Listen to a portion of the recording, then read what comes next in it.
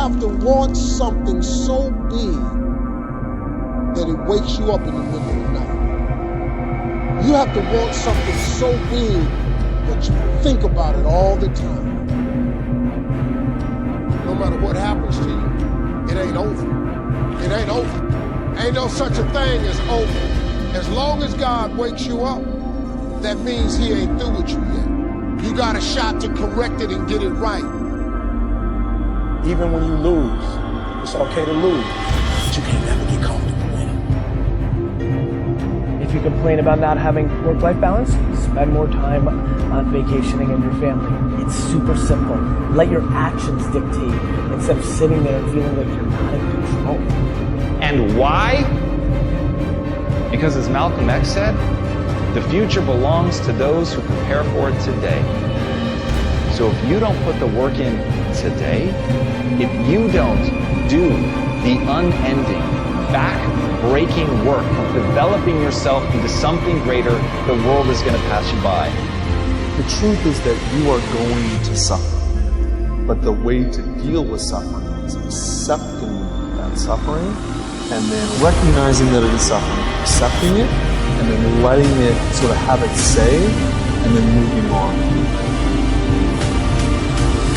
As long as I enjoy what I'm doing, I train hard, I have no regrets, and all I can do is give my best, then it's going to be fine, regardless of the outcome. It's important for me to actually hear criticism sometimes, you know, because I think that's what makes me a better player. And if you getting up going to work on a job every day that you hate going to, that ain't living, man. You just existed. At one point in time, you ought to see what living's like. But the only way to see what living like, you gotta jump. There are moments when you're going to doubt yourself. I say, God, why is this happening to me? I'm just trying to take care of my children and my mother. I'm not trying to steal or rob from anybody. Why did this have to happen to me? For those of you that have experienced some hardships, don't give up on your dream. This walk is hard, but the hardest walks lead to the greatest destinations. The toughest climbs always lead to the best views.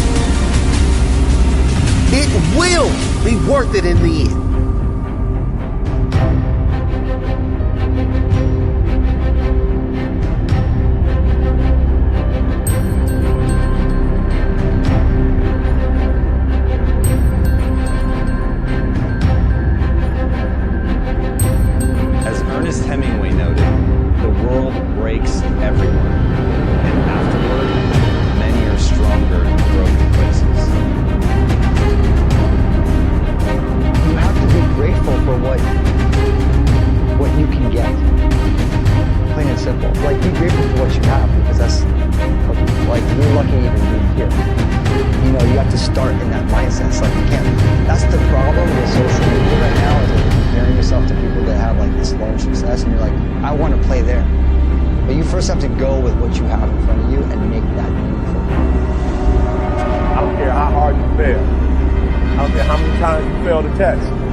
I don't care if nobody don't believe in you.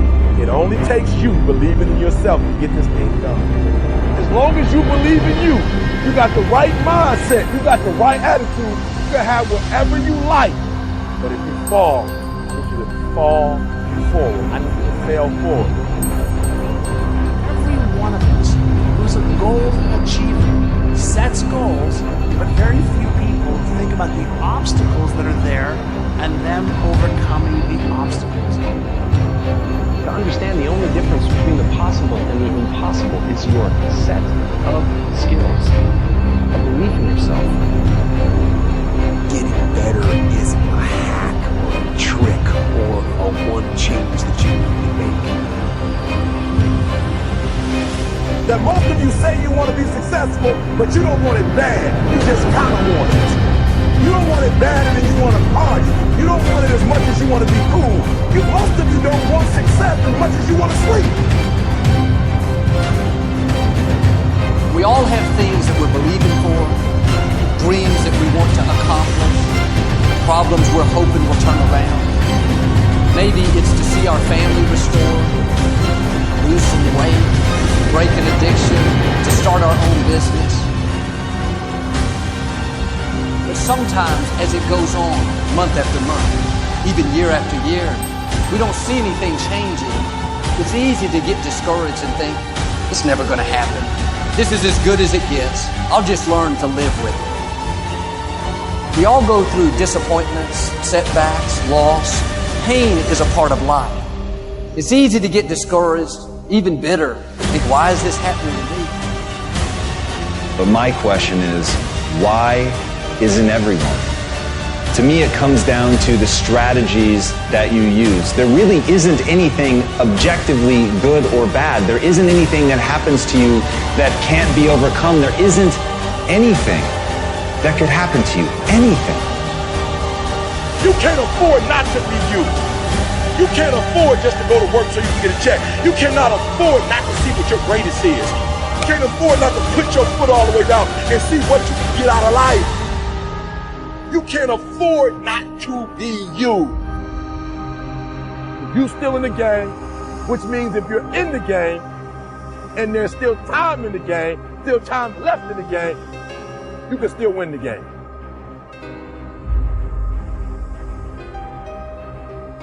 Giving up your personal history.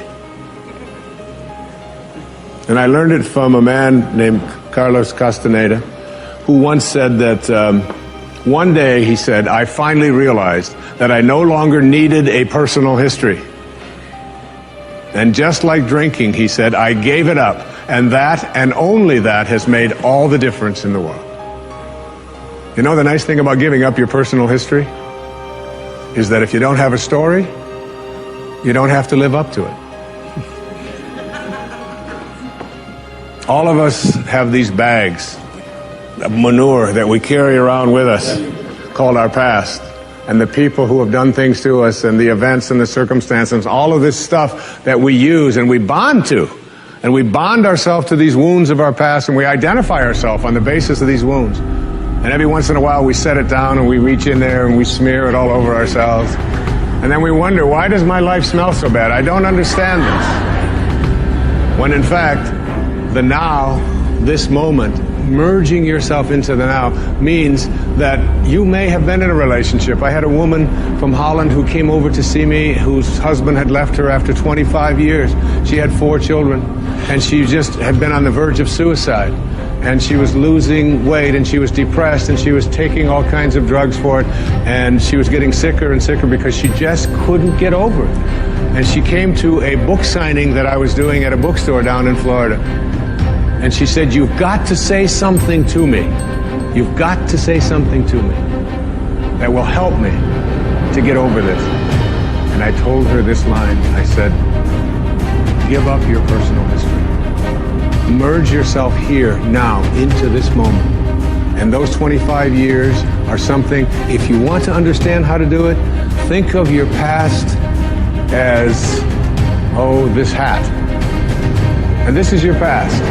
Now, you can't just set this thing down over here and walk away from it and give up your personal history, because you'll always have it there to look back at. What you do is you pick up your past and you embrace it. You understand it, you accept it as, I had to go through these things that I had to go through in order for me to get to this place today, and the evidence for that is that I did. You don't need any more evidence. You did. And then you toss it. You toss it. You embrace it and you toss it. And you merge into the now by giving up your attachment. And some of you have heard me use the metaphor of the wake. Alan Watts talked about the wake is not what drives the boat. The wake is just a trail that is left behind. That's all it is. And so is the wake of your life. And the wake doesn't make the boat go, and neither does the wake of your life the reason why your life is going in the direction that it is.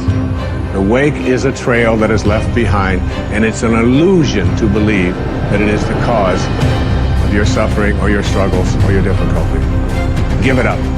Let it go. Embrace it, understand it, get help doing that if you must, and then move into the now.